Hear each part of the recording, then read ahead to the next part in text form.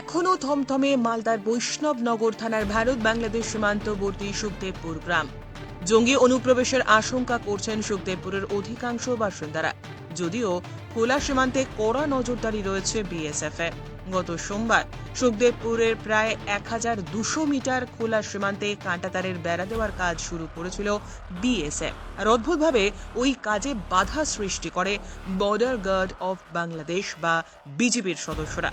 এরপর থেকে দুদেশের মধ্যে ফেন্সিং এর কাজ নিয়ে টানাপোড়েন অব্যাহত। বিজিবির সদস্যরা অযথাই সীমান্তের ওপারে অসংখ্য মানুষের জমায়েত করাচ্ছে। তাতে এবার সীমান্তের বাসিন্দারা জঙ্গি অনুপ্রবেশের আশঙ্কা করছেন।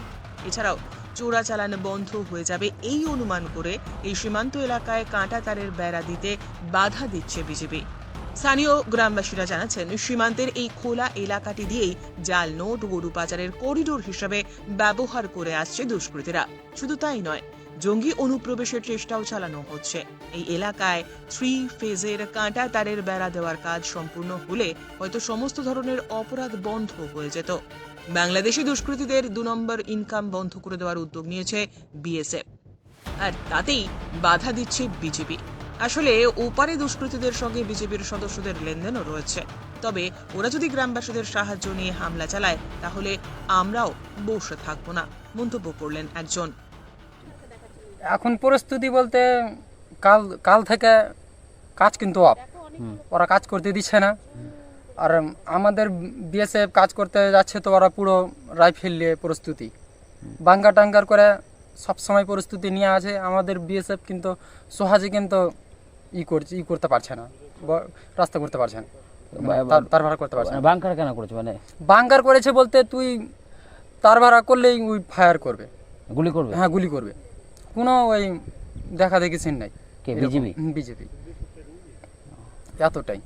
ওদের ওখানে লোক জমায়েত হচ্ছে বাংলাদেশে? হ্যাঁ, গাঁ জুতে তো লোক আসছে, হাজার হাজার লোক, এতটাই। এই পাড়েই তো আপনাদের বাড়ি, আতঙ্কে আছে?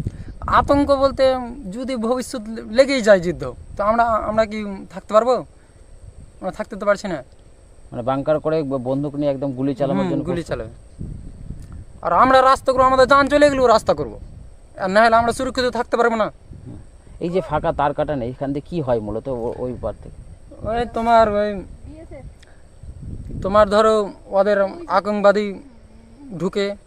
এদিকে সুখদেবপুর সীমান্তে 115 নম্বর ব্যাটালিয়নের জওয়ানেরা সীমান্ত সংলগ্ন এলাকার ধারে কাছে কাউকেই ঘেঁষতে দিচ্ছেন না, কোনো রকমেই যাতে উত্তেজনা না ছড়ায়। তার জন্য বিএসএফ এর পক্ষ থেকে কার্যত ওই এলাকায় ঘেরাবন্দি করে রাখা হয়েছে। দূর থেকেই সীমান্ত এলাকায় নজর রাখছেন গ্রামবাসীরা। তাদের অভিযোগ, এই সীমান্ত এলাকাতেই কারুর গমের জমি, কারুর বা ধানের জমি, কারুর বা সরিষার জমি, কিন্তু ওপারে দুষ্কৃতীরা সব ফসল কেটে নিয়ে চলে যাচ্ছে। তাই বিএসএফ ফেন্সিং দেওয়ার কাজ শুরু করেছে। বিএসএফ এর কাজকে সমস্ত রকম ভাবে সমর্থন করছেন স্থানীয়রা। ব্যুরো রিপোর্ট, উত্তরের প্রহরী। কাজ রাখছে, ফাঁকা বন্ধ করার জন্য, তার ভাড়া করার জন্য বিএসএফ করছে, করতে দিচ্ছে না। বিএসএফকে বাংলাদেশের যে বিডিআরগুলো আর পাবলিকগুলো, সাধারণগুলো আসছে, ওদের বিডিআরগুলো পাবলিককে বলছে, তার জন্য আসছে না, তো এমনি পাবলিক আসবে না। বিডিআরই বলছে, উস্কানি দিয়ে নিয়ে আসছে, তার জন্য আমরাও গিয়েছিলাম। আমাদের বিএসএফ বলেছিল তোমরাও আসো, তা আমরাও গেছিলাম, তার জন্য ওরা আসতে পারছে না। ওরাও রাইফেল নিয়ে পড়ে আছে, আমাদের রাইফেল নিয়ে তো থাকতেই হবে, আপনার সেফটি তো করতেই হবে। আপনাদের এখানে কতটা তার কাটা? তার গাড়িটা মোটামুটি 100 কি 120 কিলোমিটার আছে। হ্যাঁ, কতটা? 1-1.5 কিলোমিটার? এই 1.5 কিলোমিটার থেকে কমই হবে। সেটাই কি দেওয়ার কাজ হচ্ছিল? হ্যাঁ, ওইটাই কাজ হচ্ছিল, কাজ এখন বন্ধ করে দিয়েছে। ওই পার থেকে কি এই ফাঁকা তার দিয়ে জঙ্গি টঙ্গির অনুপ্রবেশ আছে? হ্যাঁ, যাচ্ছে। কারা? ও বাংলাদেশ থেকে যাচ্ছে। কি যাচ্ছে? ওই যে জঙ্গি আতঙ্কবাদী জেলা আছে, ওরা যেতে পারে, কোনো গ্যারেন্টি আছে রাত্রিবেলা যাবে তো বিএসএফ কত যোগাবে, ওই জন্য কি বাধা দিচ্ছে? হ্যাঁ, তার জন্য বাধা দিচ্ছে।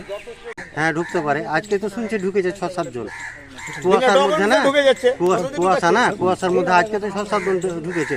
যখন জলের আওয়াজ পেয়েছে তো বিএসএফ তো বাঁধের উপর আছে, যেখানে রোড হচ্ছে তার মেলা যেখানে, হ্যাঁ সেখানে আছে। জলে যখন নেমেছে জলের আওয়াজ পেয়েছে তখন তো ওরা ভিতরে ঢুকে গেল, আর তো কিছু করার নেই। হ্যাঁ ইন্ডিয়া ঢুকে গেছে তো আজকে 6-7 দিন জলের আওয়াজ পেয়েছে, ঢুকেছে যারা। কেন এরা ইন্ডিয়াতে কেন আসছে? ইন্ডিয়াতে আসছে মানে উগ্রবাদী ঢুকছে, বা যারা বাংলাদেশ থেকে এসে এদিকে ঢুকলে তো ওদের লাভ আছে।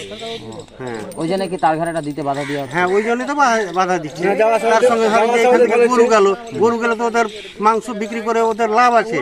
হ্যাঁ এই জন্য তো ওদের লাভ আছে না, মানে ওই জন্য বাধা দিচ্ছে। হ্যাঁ ওই জন্য বাধা দিচ্ছে। মানে ওই পারে কি বিজিআররা কি মানে বন্দুক বাংকার তৈরি করেছে? হ্যাঁ বাংকার তৈরি করেছে, সব কিছু আছে ইন্ডিয়ার জমিতে, পিলার ওই পাশে তৈরি করেছে। তা আপনাদের ফসল টসল কি কাটা হচ্ছে? হ্যাঁ আমাদের ইন্ডিয়ার জমিতে সব কিছু আছে।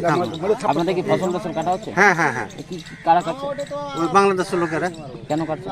কেন কাটছে? তো কেটে গিয়ে গরুকে খাওয়াচ্ছে, ছাগলকে খাওয়াচ্ছে। হ্যাঁ আপনার 177 2 ইয়ার্স পিলার থেকে আপনার এই 5 ইয়ার্স পর্যন্ত পুরোটাই আমাদের গম আছে 150 গজের ওই সাইডে, সম্পূর্ণ ওরা ক্ষতি করে। তাহলে কি আপনারা আর আমরা টাইমের মধ্যে যেতে পারি, তাছাড়া তো উপায় নাই। আর তাহলে কি আপনারা আতঙ্কে আছেন? হ্যাঁ অবশ্যই আতঙ্ক আছে। যেমন ধরেন 2 মাস আগে যে কলাই হলো, আমরা কাঁচা কাঁচা কলাই কেটে নিয়ে চলেছি। কেন কি করবো? কাঁচা কাঁচা কেটে নিয়ে চলেছি, তাতে ফল হয়নি, ফলন হয়নি। মানে যেটা লাভ করব সেটা লাভের অঙ্কে আসবে, সেটা ধরেন যে মাইনাস পয়েন্টে চলে গেছে, মানে লস হয়ে গেছে, লাভ হয়নি তো আমাদের। ব্যুরো রিপোর্ট, উত্তরের প্রহরী।